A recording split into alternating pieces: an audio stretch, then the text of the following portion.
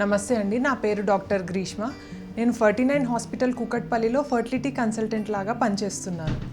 So ఈరోజు మన అందరికీ చాలా డౌట్ ఉండే టాపిక్, ఇంపార్టెంట్ అయిన టాపిక్, అసలు సంతాన సామర్థ్యాన్ని పెంచే ఆహారం ఏమీ ఉంటుంది, అది ఎలా తీసుకోవాలి, నార్మల్గా అసలు ఏ ఆహారం తింటే మనకి మంచిది అనే టాపిక్ గురించి డిస్కస్ చేసుకుందాం. సో నార్మల్గా మనకి ఆడ కానీ మగ కానీ డైట్ విషయంలో అంటే ఆడవాళ్ళకి సెపరేట్ ఆహారం, మగవాళ్ళకి సెపరేట్ ఆహారం అనేది ఏముండదు.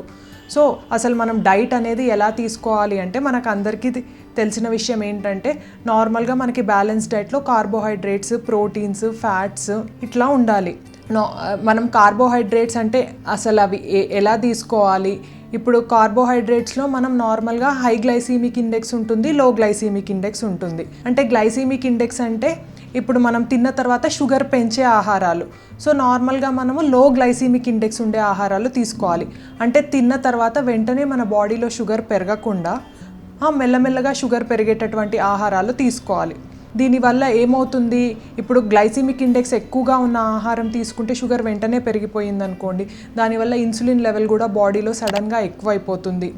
సో దీనివల్ల కొన్నిసార్లు ఏమవుతుంది అంటే కొంతమంది అది సరిగ్గా మెకానిజం సరిగ్గా లేక రెసిస్టెన్స్ అనేది రావచ్చు, ఇన్సులిన్ రెసిస్టెన్స్. దీనివల్ల మనకి బాడీలో కొంచెం ఇన్ఫ్లమేషన్ ఆ రకంగా పెరిగిపోతుంది. సో ఆక్సిడేటివ్ స్ట్రెస్ అట్లా అండర్గో అవుతుంది. సో మనం నార్మల్గా తీసుకునే ఆహారం ఎట్లా ఉండాలి అంటే లో గ్లైసీమిక్ ఇండెక్స్ ఫుడ్ అంటే ఏంటి అంటే నార్మల్గా హోల్ గ్రెయిన్స్, అంటే ఇప్పుడు ప్రాసెస్డ్ ఇట్లా ఫుడ్స్ కాకుండా మనకి మెల్లమెల్లగా అంటే మిల్లెట్స్ కానీ లేకపోతే బ్రౌన్ రైస్ కానీ ఇట్లాంటివి ఇంకేమన్నా రాగులు కానీ హోల్ వీట్ కానీ సో ఇట్లాంటి ఆహారాలు ఏమన్నా ఉంటే తీసుకోవాలి, హోల్ గ్రెయిన్ ఫుడ్స్. ఇంకొకటి ఏంటి అంటే మనకి మంచిగా వెజిటబుల్స్ అనేవి ఎక్కువ తీసుకోవడం కానీ, మనం నార్మల్గా అన్ని వెజిటబుల్స్ తీసుకోవచ్చు, కాకపోతే కార్బోహైడ్రేట్ కంటెంట్ ఎక్కువగా ఉండే ఈ దుంపకూరలు లాంటివి కొంచెం తగ్గించి తీసుకోవడం మేలు మనం ఫర్టిలిటీ కోసం ట్రై చేస్తున్నప్పుడు. ఇంకా వేరే క్యాప్సికమ్ ఇట్లాంటి ఆహారాలు ఏవైనా తీసుకోవచ్చు. ఇంకొకటి ఏంటి అంటే ఫ్రూట్స్ ఏ రకమైన ఫ్రూట్స్ తీసుకోవాలి అంటే నార్మల్గా మనకి ఎప్పుడైనా యాంటీ ఆక్సిడెంట్ రిచ్ ఫ్రూట్స్ అట్లా అంటాం కదా, అంటే వైటమిన్ సి, వైటమిన్ ఈ ఇట్లా కంటెంట్ ఎక్కువ ఉండే ఫ్రూట్స్ అంటే మనకి బెర్రీ ఫ్రూట్స్ కానీ, అంటే ఇట్లాంటివి నార్మల్గా స్ట్రాబెర్రీస్ ఇట్లా బెర్రీ ఫ్యామిలీలో ఉండే ఫ్రూట్స్ ఏమైనా, లేకపోతే పొమాగ్రనేట్, దానిమ్మ ఇట్లాంటివి ఏమైనా, లేకపోతే సిట్రస్ ఫ్రూట్స్ అంటాం అంటే ఆరెంజ్ ఫ్రూట్స్ కానీ ఇట్లా ఈ ఫ్యామిలీకి సంబంధించిన ఫ్రూట్స్ కానీ ఏవైనా తినొచ్చు. ఇంకొకటి మెయిన్ వెజిటబుల్స్లో ఎట్లా అంటే లెగ్యూమ్స్, అంటే కొంచెం మనకి లోపల గింజలు ఉండేవి, పప్పులు నార్మల్గా ఇట్లాంటివి తినాలి.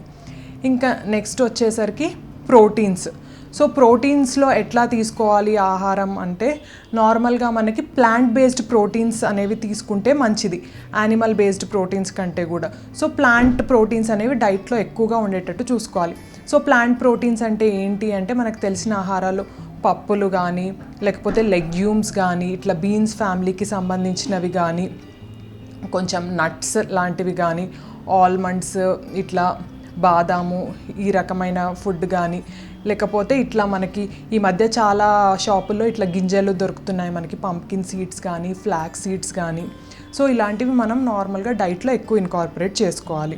ఇంకొకటి ఏంటి అంటే మనకి ఆయిల్ కూడా కొంచెం వెజిటబుల్ ఆయిల్స్ కానీ, ప్లాంట్ బేస్డ్ ఆయిల్స్ కానీ, అంటే ఆలివ్ ఆయిల్ కానీ, ఫ్లాక్స్ సీడ్ ఆయిల్ కానీ, నార్మల్గా ఇట్లా గ్రౌండ్ నట్ ఆయిల్ కానీ, సో ఈ రకమైన ఆయిల్స్, సన్ఫ్లవర్ ఇట్లాంటివి తీసుకుంటే మేలు మనకి.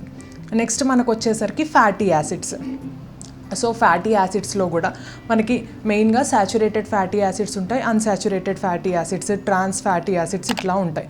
సో మనకి ఇట్లా సరిగ్గా లేని ఫ్యాటీ యాసిడ్స్ అంటే ట్రాన్స్ ఫ్యాటీ యాసిడ్స్, అంటే మనకి ప్రాసెస్డ్ ఫుడ్స్లో కానీ, మైదా ఇట్లాంటి వాటిల్లో, షుగర్స్ వీటిల్లో కానీ, నార్మల్గా వేపుళ్ళలో కానీ, బాగా ఇట్లా ఆయిలీ ఐటమ్స్లో కానీ మనకి ఇప్పుడు నూనె ఇట్లా కాగినప్పుడు trans fatty acid rich food అనేది ఎక్కువగా ఉంటుంది. దీనివల్ల ఏంటి అంటే బాడీలో మనకి రిపేర్ మెకానిజం అనేది తగ్గుతుంది.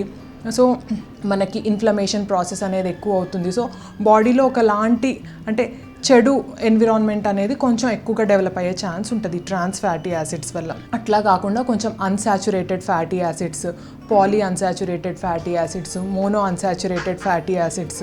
సో ఈ ఫ్యాట్లో కూడా మనం ముందు అనుకున్నట్టుగా వెజిటబుల్ ఆయిల్స్ అట్లాంటివి ఎక్కువగా తీసుకోవడము. ఇంకొకటి ఏంటి అంటే ఫిష్ అట్లాంటివి మనం కొంచెం అట్లా రెడ్ మీట్ అనేది అవాయిడ్ చేయడము. సో ఇంకొకటి పౌల్ట్రీ ఫుడ్ ఇట్లాంటివి. సో ఇట్లా మనకి ఫ్యాటీ యాసిడ్స్లో నార్మల్గా ఈ రకంగా తీసుకోవాలి. అన్సాచురేటెడ్ ఫ్యాటీ యాసిడ్స్ ఎక్కువ ఉండేటట్టు ఫుడ్ అనేది ప్లాన్ చేసుకోవాలి. ఇంకొకటి ఏంటి అంటే మనం నార్మల్గా వాటర్ కంటెంట్ అనేది బాడీలో, అంటే మనం బయట నుంచి నార్మల్గా ఒక 3 to 4 లీటర్స్ ఆఫ్ వాటర్ అట్లా కూడా బాగా తీసుకోవాలి. ఆ వాటర్ తీసుకుంటే బాడీలో రిపేర్ మెకానిజం కానీ లేకపోతే ఏమన్నా టాక్సిన్ మెటీరియల్స్ కానీ ఫ్లష్ అవుట్ అయ్యే ఛాన్స్ ఎక్కువగా ఉంటుంది. ఇప్పుడు మనకి ఇంకొకటి ఏంటి అంటే ఫుల్ మిల్క్ ప్రోడక్ట్స్ అట్లా తీసుకున్నప్పుడు కూడా ఫుల్ క్రీమ్ బేస్డ్ ఫుడ్స్ అనేవి మిల్క్ తీసుకుంటే మనకి ఇంకా కొంచెం ప్రో ఫర్టిలిటీ డైట్ అవుతుంది. సో మనకి ఇంకా నార్మల్గా మనం తీసుకునే డైట్ ఎట్లా అంటే మెడిటేరియన్ డైట్ అంటారు, అంటే మెడ్ డైట్ అంటారు. అంటే నార్మల్గా ఏంటి అంటే కొంచెం వెజిటబుల్స్ కానీ ఫ్రూట్స్ కానీ హోల్ గ్రెయిన్స్ కానీ brown bread, brown rice, millets, whole wheat ఇట్లా ఉండేటట్టు ఎక్కువగా చూసుకోవాలి. దాంతోపాటుగా వెజిటబుల్స్ కానీ ఫ్రెష్ ఫ్రూట్స్ కానీ లేకపోతే కొంచెం సీ ఫుడ్ అట్లా ఎక్కువ ఉండేటట్టు చూసుకోవాలి. సో నార్మల్గా మనం చూసుకుంటే ఇట్లాంటివి ప్రతిరోజు తినొచ్చు మనం, వెజిటబుల్స్, ఫ్రూట్స్, హోల్ గ్రెయిన్స్, ఇట్లాంటివి ప్లాంట్ ప్రోటీన్స్. సో మామూలుగా కొంచెం సీ ఫుడ్ కానీ పౌల్ట్రీ కానీ ఇట్లాంటివి ఎగ్స్ కానీ ఇవి వారానికి ఒక 3-4 సార్లు అట్లా తినొచ్చు మనం. సో నార్మల్గా అవాయిడ్ చేయాల్సినవి ఏంటి అంటే కొంచెం రెడ్ మీట్ కానీ ప్రాసెస్డ్ ఫుడ్స్ కానీ షుగర్స్ కానీ ఇట్లాంటివి అవాయిడ్ చేస్తే మనకి బెటర్. సో దీంతో పాటుగా ఇంకా మనకి వేరే ఏంటి అంటే ఆడవాళ్ళకి సెపరేట్గా ఫోలిక్ యాసిడ్ ఇట్లాంటి వైటమిన్ సప్లిమెంట్స్ ఇవన్నీ తీసుకుంటే కూడా మనకి ఇంకా ఫర్టిలిటీకి యాంటీ ఆక్సిడెంట్ రిచ్ ఇది వైటమిన్ డి, ఫోలిక్ యాసిడ్ ఇవి తీసుకుంటే బాగా హెల్ప్ అవుతుంది, మనకి ఫర్టిలిటీ అనేది ఎన్హాన్స్ అవుతుంది. ఇప్పుడు మేల్లో ఏంటి అంటే జింక్, సెలీనియం సప్లిమెంటేషన్ ఉన్న టాబ్లెట్స్ కానీ యాంటీ ఆక్సిడెంట్స్ కానీ ఇట్లాంటివి తీసుకుంటే స్పర్మ్ క్వాలిటీ అనేది ఇంప్రూవ్ అవుతుంది. నార్మల్గా ఈ యాంటీ ఆక్సిడెంట్స్ అనేవి 3 months అట్లా తీసుకుంటే బాడీలో మనకి మంచి గుడ్ రా మెటీరియల్స్ అనేవి జీన్స్ అనేవి ప్రొడక్షన్కి మంచిగా హెల్ప్ అవుతుంది. థ్యాంక్ యూ అండి.